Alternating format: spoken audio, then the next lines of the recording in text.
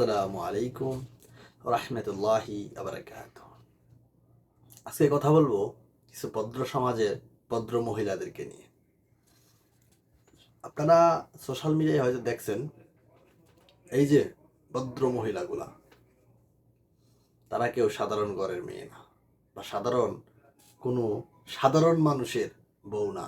হেরা বিত্তশালী, যাদের অবৈধ হোটেল সম্পদ আছে, তাদের বউরা এগিয়ে দেখবেন রাতে, মধ্যরাতে বারে গিয়ে ডেক্সু ওই যে কি জানি ডিস্কো, এইগুলাতে যায় আর মদ পান করে। তো তারা গুলশানে 3 নম্বরে ওই দিন মদ পান করে 4 জন মিলে এক বাথরুমে গেছে। 4 মেয়ে মিলে এক বাথরুমের ভিতরে গেছে। তা নিয়ে আরেক মেয়ে হয়তো কমপ্লেন করছে যে 4 জন কেন গেল।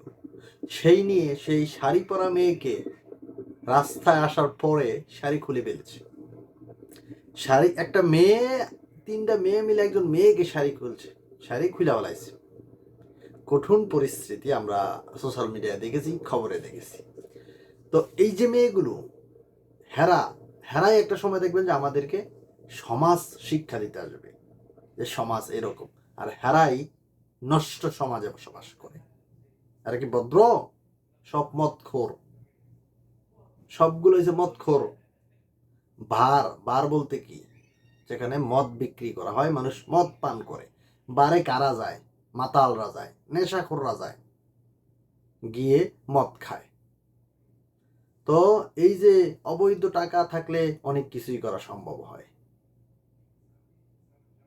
তারপর পুলিশ গ্রেপ্তার করছে, ওই থানায় গিয়েও আবার হাতাহাতি লেগে দিছে 4 জনে।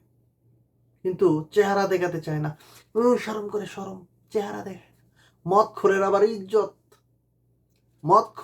আবার ইজ্জত। এদেরকে জাতির সামনে একটু চেহারাটা দেখানোর জোর দাবি জানাচ্ছি।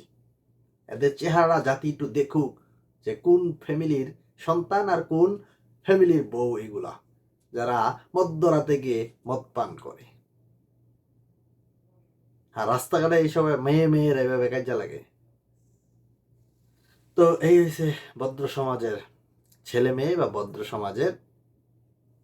সমাজদের বউ। তো যাই হোক, কিছু বলার নাই, কারণ ভদ্র সমাজ হেরা। বেশি বললে আবার সমস্যা। ভালো থাকবেন, সুস্থ থাকবেন, আপনার মতামতটা বলে যাবেন। ভালো লাগলে শেয়ার করতে পারেন। ধন্যবাদ সবাইকে।